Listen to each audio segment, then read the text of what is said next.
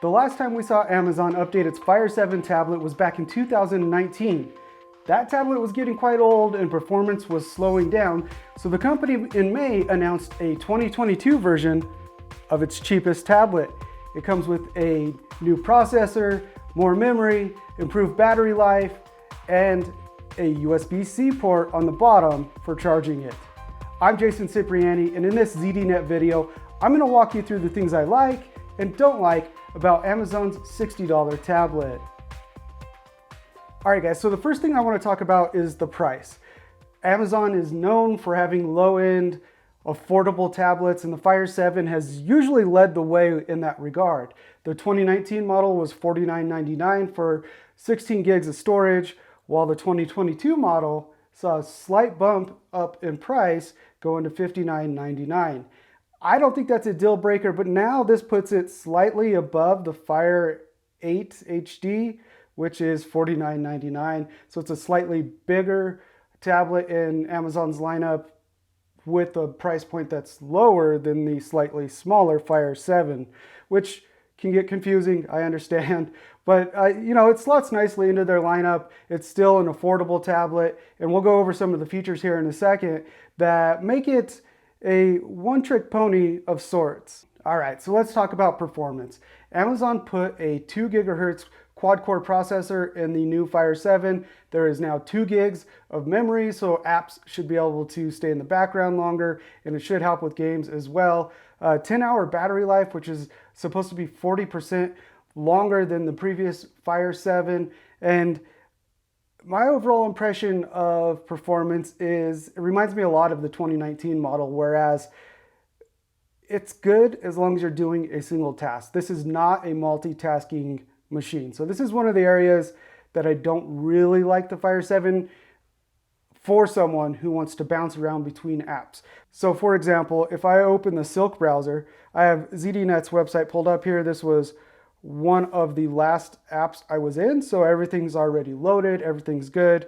If I bounce back to the home page, and while that's going on, I jump over to a different tab, everything's here, everything's in memory. But if I bounce out of this, and let's say I go to the Shop Amazon app, and I spend a little bit of time in here, eventually when I go back to the Silk browser, it's going to take a second or two for it to fully load, because it's purged that out of its memory. It's purged the app and the web pages that are already preloaded out of its memory. And that's where you're going to notice the sluggishness. Another point is when I load up or tap into a text field, sometimes the keyboard takes a little too long to pull up. And right now it seems to be doing good. And that's part of the frustrating aspect of the Fire 7. Performance can be really good, and then it could be really slow. For example, if I was to open up Asphalt 9,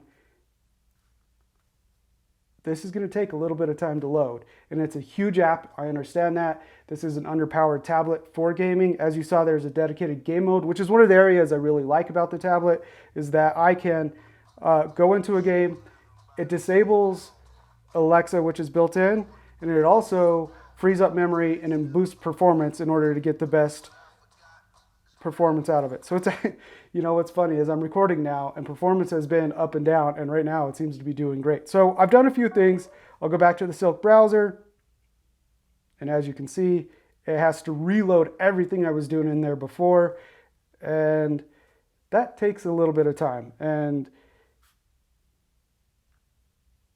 maybe the keyboard is going to show up. See what I mean about the delays? It's there.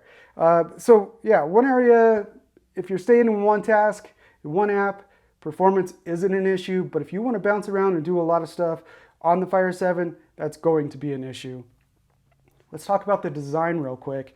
So one thing that Amazon did here is they moved the front-facing camera. You could actually see it. It is right here on top for video calls. The camera quality is just, you're not going to want to sit on your work Zoom calls or even go to classes if you're taking online classes or whatever. You're not going to want to use this as your main Zoom device. It's more of a, hey, I need to use this because I'm in a pinch. But on the top here, you'll see a 3.5 millimeter headphone jack. There is a USB-C port, which is, We have to applaud Amazon for switching to USB-C, ditching micro USB finally on this tablet. It's been 3 years since it was last updated. USB-C is used pretty much in every type of device now, except for the iPhone, which maybe we'll see it eventually come to the iPhone as well. So it's nice to be able to throw out some cables and not have to worry about that one micro USB cable still sitting in your drawer. There are 3 different colors. There's this black that I have here, denim, which is blue, and rose, which is more of like a purplish color, pinkish color. All of them look great. I don't have any complaints about that. All right, so I've talked about performance being I've talked about the battery life being great. I have also walked through the design here, but now let's talk about the software. And here's one of my favorite features of the software running on the Fire 7. Now remember, Amazon does its own Fire OS, which is a forked version of Android, and it's not qualified. It hasn't gone through the certification with Google. So there are no Google apps or services on the tablet itself. Instead, you're going to miss out on Google Maps, YouTube, Gmail, all of that stuff. They aren't available because it's not certified. But what you can do is use this as a Echo Show type smart display, wherein when you use the wake phrase, Alexa, what's the weather like? Currently, in Pueblo, it's 82 degrees Fahrenheit with clear skies and sun. Today, you can expect some sun and thunderstorms, with a high of 100 degrees and a low of 64 degrees. So you have, essentially, for $60, a full-on Echo Show with Alexa built in that you can use to control your lights, view camera feeds if you have Alexa compatible cameras. Disregard, cancel. And so it's a full-on smart display, but it's portable. And you can turn this off at any time. You slide down into the quick settings panel and tap on the Alexa hands-free button or toggle, and now I can say Alexa as much as I want, and it's not going to trigger it. But once I turn it back on, Alexa, tell me a joke. Do you know what it was like living in the Stone Age? It was really hard. Yeah, that's a good dad joke, I guess. All right, let's wrap up good and bad about the Fire 7. Now, again, performance, it's okay. Battery life is good. The design is not going to win any awards or turn any heads if you pull this out while you're using it in public. But at $60, that's kind of all of that is to be expected. All right, so who is the Fire 7 for? Let me sum it up like this. The Fire 7 is for someone who doesn't need a tablet to do a lot on. Maybe occasionally check some email, browse the web, but primarily is going to use it for things like reading in the Kindle app or using Amazon Prime Video to watch any of the shows that are available there. There's a Freevee app on here that allows you to stream live TV for free. It's pretty cool. You can do your Amazon shopping and occasional gaming directly on the Fire 7.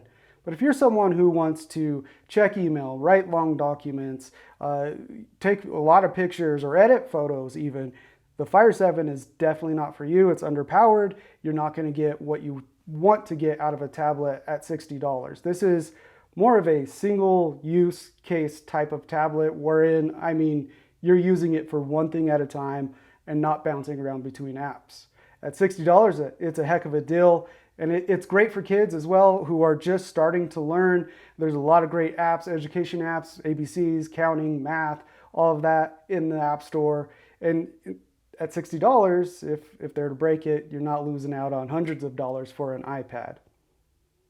Once again, I'm Jason Cipriani. Thanks for watching this ZDNet video where I walk you through the Amazon Fire 7, what's good, what's bad, and who it's for. Make sure to check out ZDNet.com for more reviews and tech news just like this.